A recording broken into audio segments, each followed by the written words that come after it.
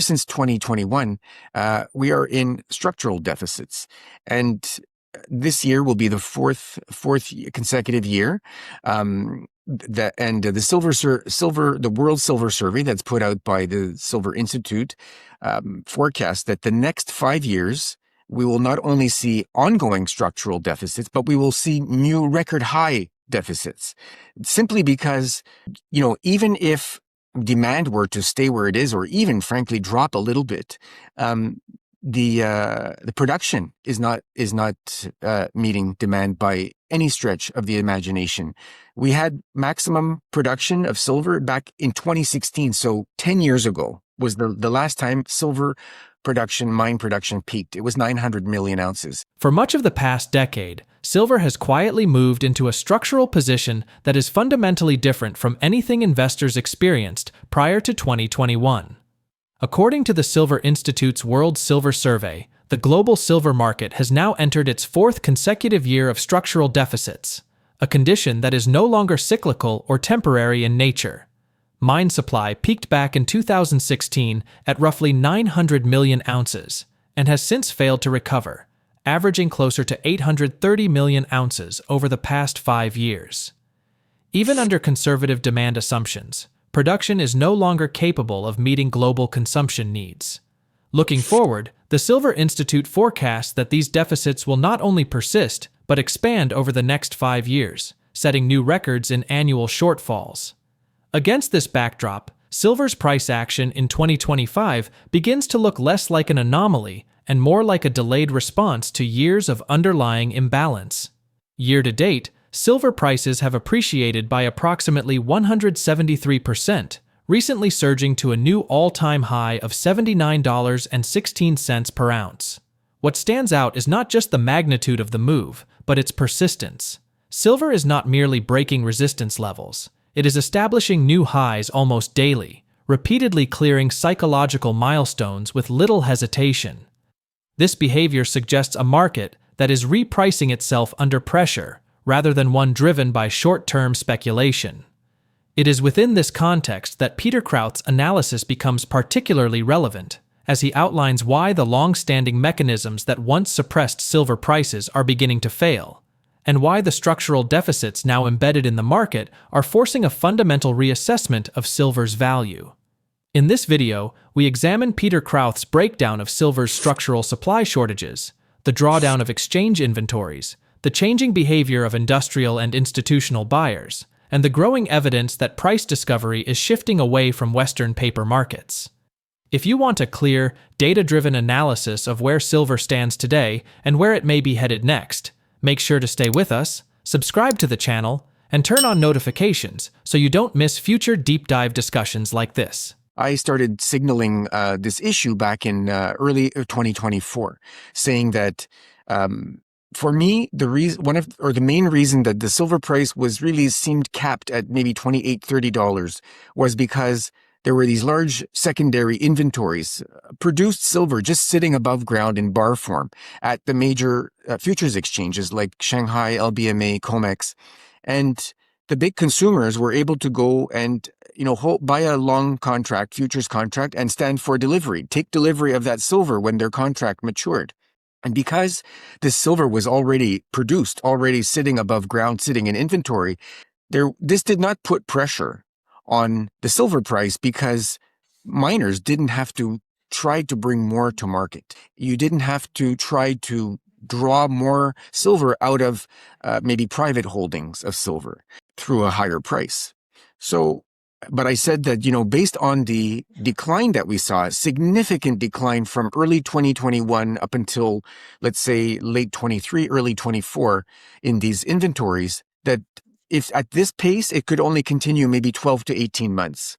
So I think what we saw starting about a year ago with the silver price really starting to rise. So the bottom, let's say in recent years, was about 2024 in February. It was $22.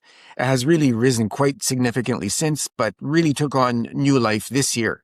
And at the end of last year, I think, this combination of the market being tight and then this threat, uncertainty around tariffs, where especially in the US, traders and so on were worried that if they had to deliver silver to contract holders, that silver had to come from offshore, that it may be taxed because of tariffs. So that would cost them. So they wanted to get the silver into the U.S. before potential tariffs. That moving the silver around doesn't change the tightness, but it does reflect, I guess, the need to be nimble and to react. And we were seeing big deliveries from those exchanges. So this was going into sort of privately held warehouses. It was not shifting all from one exchange to the other. And then, at that point, so let's say a year ago, we were already into the third year of massive central bank buying of gold, to the tune of nearly 1 out of every 3 ounces of gold that came from mining each year for the last 3 years went to central banks. So they know something. You can't. I often say, do as they do, not as they say. And so they've been buying a lot of gold, and we know also from history, and I talk about this in the book, that silver outperforms gold over the longer term, but in the shorter term, it underperforms, and then eventually it catches up, and then it surpasses. And I think that people who have been following gold and see it at $4,000, $4,500 now almost, and staying at these sustained high prices, are saying to themselves, wow, maybe I need exposure to gold, but $4,500 US for one little coin is a lot of money. So what are my alternatives? And silver has always been that natural alternative. So it's an inflation hedge the way gold is, and it's, affected by these other things that I mentioned before. So as I say, all of this has come together and produced quite the bull market in silver. Excellent overview, Pete. But given the parabolic nature of this rally, is there a risk that silver has outrun its fundamentals in the short term? I mean, potentially setting up for a sharp correction? So I would say possibly, yes. I would not deny that possibility at all. In fact, even through this summer and through the fall, as it was going through $35, $40, $45, and $50 ultimately in October, I personally felt like it was advancing too quickly. But the market, was right, because we're at 70 now and that was 45. So I'm assuming, that was right. But I think that it signified a lot of pent-up demand that was on the sidelines, cash, people who were watching, waiting, and each time you had a small pullback, it was being bought. It was being bought. Same for gold. Small pullbacks just attracted more money, and it was never really sort of allowed to fall very much. Then we got a correction in October, a little bit after it reached, I think it was 54, 55. It was a meaningful correction, dropped to, I believe it was high 40s. And that's the lowest we've seen so far. But I do agree with you that, yes, in fact, I was just reading yesterday some research that suggests that, there's different things you can look at. One of them is the silver futures in the U.S. and there's what we call smart money and speculators. With not say dumb money, but speculators. And the speculators are very long silver, and this is typically a sign that it has gotten somewhat overheated.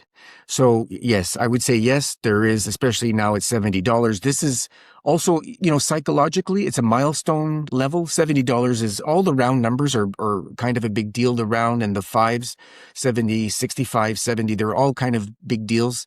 And but 70 is a big number, and especially given where it has been over the last couple of years, and then again, a new all-time high record. I would say yes, there's significant chance that we would get a correction. It could take any form. It could be quick and small. It could be quick and deep.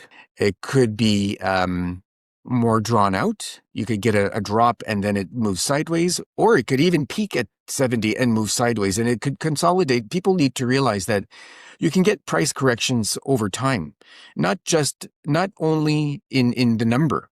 So I'm not saying this will happen, but we've seen these kinds of things happen before. Let's say now potentially silver could, let's say, stay in a range around close to around 70 and maybe stay there for 2 months, 3 months. It's not impossible. We have seen these things happen before. But if I had to go maybe with instinct, I would say that, yes, I could easily see a sharp correction. We're near the year end. There's a lot of things going on. There's also a lot of people maybe not paying attention to the market. Makes it easier to push around. And so my sort of best guess would be a small to medium correction. Not necessarily very long term. I still think there's a lot of pent up demand waiting to go and buy on corrections. And then perhaps that would last a matter of a few weeks, a month, and then we'd be back to climbing again, hopefully steadily climbing. As the discussion progresses, Krauth shifts the focus toward broader market dynamics, including the ripple effects of gold's sustained strength, central bank accumulation, and rising concerns around trade policy and tariffs. These forces have increased urgency among traders and industrial buyers to secure physical silver within domestic jurisdictions, intensifying delivery activity and exposing stress within exchange systems.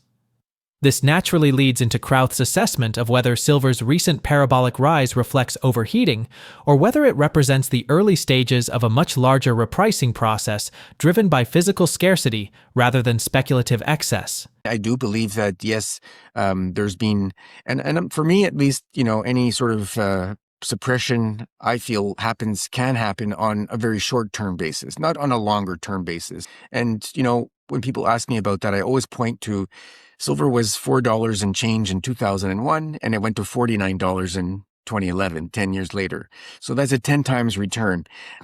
So it was manipulated which way at that point, But again, I do believe in the short term, this is possible that it happens. Frankly, for silver to now be well beyond its previous all-time 45-year high of $50, and one of the things that I think for me suggests strongly that, yes, there is absolutely physical tightness.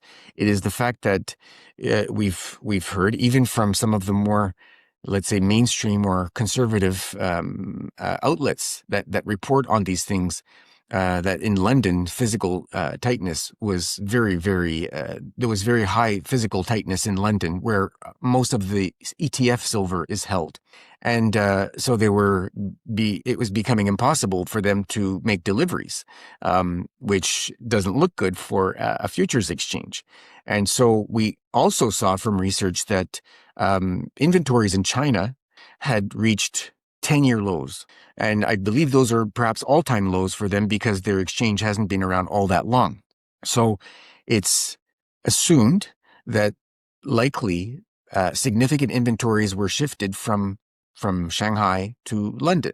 And I compare this to what we call a shell game. So you have shells and you have, let's say, you have 3 shells and you have a ball under one of them, and you move the shells around and you have to guess where's the ball.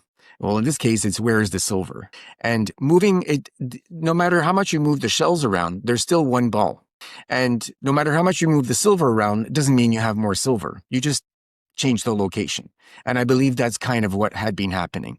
So it's a combination of those two. And, we've heard, I think, many contributors and commentators say things like, price discovery is moving east, and I believe that, and for the main reason that most of the consumption is east. Places like China and India are huge consumers of silver, so I think it's normal and natural that what they pay for silver will ultimately determine a world price for the metal. It's funny because when I started my newsletter, it was actually January of 2021, and I remember very well that silver squeeze, which was right at the end of that January. And I told my subscribers, I said, this is not something that's fundamental. There's plenty of silver available, and it's purely sentiment because you had these meme stocks that were going crazy, GameStop and so on. And somebody, I think it was on Reddit, suggested that people should buy silver to squeeze out silver shorts. And so that's basically what took place. It was a phenomenal occurrence. It lasted a matter of a few weeks.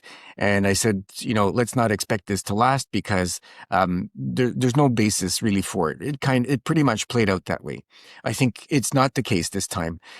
We do have shortages. We had surpluses on balance from, I believe, about say 20, from what we see in Silver Institute reports, for 5 to 10 years prior to 2020, 2021, we had surpluses. So we were consuming less silver than we were producing. And these surpluses would end up in the futures exchanges, in their inventories. Ever since 2021, we are in structural deficits. And this year will be the fourth consecutive year. The World Silver Survey that's put out by the Silver Institute forecasts that the next 5 years we will not only see ongoing structural deficits, but we will see new record high deficits. Simply because, even if demand were to stay where it is, or even frankly drop a little bit, the production is not meeting demand by any stretch of the imagination. We had maximum production of silver back in 2016, so 10 years ago was the last time silver mine production peaked. It was 900 million ounces. We have not been able to, we've averaged over the last 5 years, we've averaged about 830 million ounces. So we're not even close. And the forecast is mine supply will stay flat, maybe up 1% or so if you're lucky, in a year or two. But demand is not expected to drop significantly, and it's to the tune of 10 to 15% above supply. And so that's why they expect these deficits to continue for several years. And we can go into all kinds of reasons why, these deficits are likely to continue. So mining silver is very particular and really actually different in many ways from other metals. And that just makes it what I call supply inelastic to price. If the price of silver rises, you do not have, like in a typical economics 101, there's a huge demand for some product. Well, the manufacturer will just go and make more and bring it to market, and that will meet the demand and sort of, help balance the price out. This doesn't happen in silver. It's very difficult to mine silver. Only 25% of mined silver comes from primary silver mines. 75% of mined silver comes as a byproduct of mining gold, copper, lead, and zinc.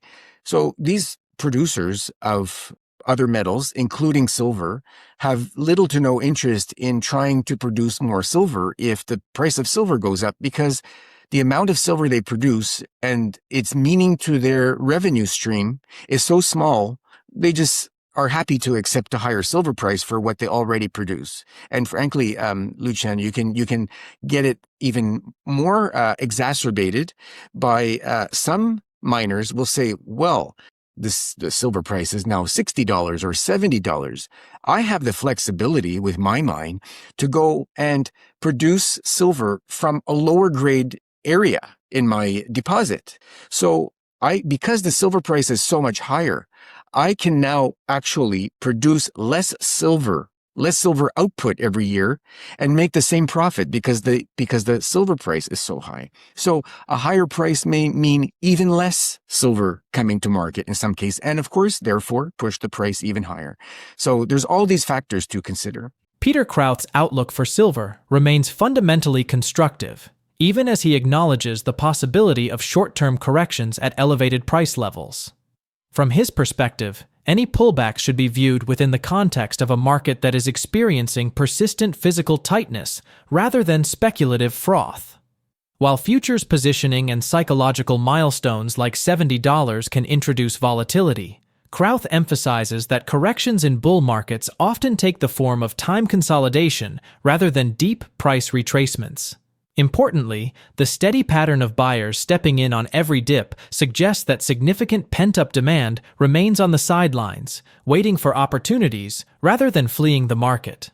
One of the most critical elements of Krauth's analysis is his distinction between short-term price suppression and long-term market control.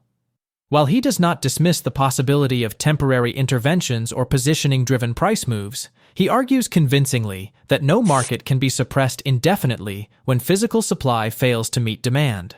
Silver's rise from roughly $4 in 2001 to nearly $50 in 2011 serves as a historical reminder that manipulation narratives often collapse when confronted with sustained shortages. Today's situation is materially different from past speculative episodes like the 2021 silver squeeze, which Krauth correctly characterized as sentiment-driven rather than fundamentally grounded. The current deficits are real, measurable, and forecast to continue for years. Perhaps the most compelling aspect of Krauth's thesis lies in the structure of silver production itself. Unlike most commodities, silver supply is largely inelastic to price. Roughly 75% of mined silver is produced as a byproduct of mining other metals such as copper, lead, and zinc. As a result, higher silver prices do not automatically translate into higher silver output. In some cases, rising prices may even reduce production, as miners exploit lower-grade zones more selectively while maintaining profitability. This structural constraint ensures that supply cannot respond quickly to rising demand, reinforcing the likelihood of prolonged deficits and sustained upward pressure on prices. Krauth also highlights the growing importance of global inventory shifts and the emerging role of Eastern markets in price discovery. Evidence of tightness in London, record low inventories in China, and the movement of silver between exchanges all point to a system under strain. Relocating metal does not create new supply. It merely exposes where shortages are most acute. As consumption continues to grow in regions like China and India, Krauth believes it is increasingly logical that pricing power will gravitate toward the areas where physical demand is strongest. This shift carries profound implications for Western paper markets that have long dominated silver pricing. Taken together, Krauth's analysis presents a silver market that is not nearing exhaustion, but entering a structurally different phase of its bull cycle. With deficits projected to persist, supply unable to respond meaningfully, and investor awareness still far from euphoric levels, silver appears positioned for further upside over the long term. When viewed alongside gold's role as a monetary anchor and central banks' ongoing accumulation, silver's dual function as both an industrial metal and monetary alternative becomes increasingly compelling. If you found this analysis valuable, please like the video, subscribe to the channel, and share your thoughts in the comments below. Thank you for watching, and we'll see you in the next deep dive.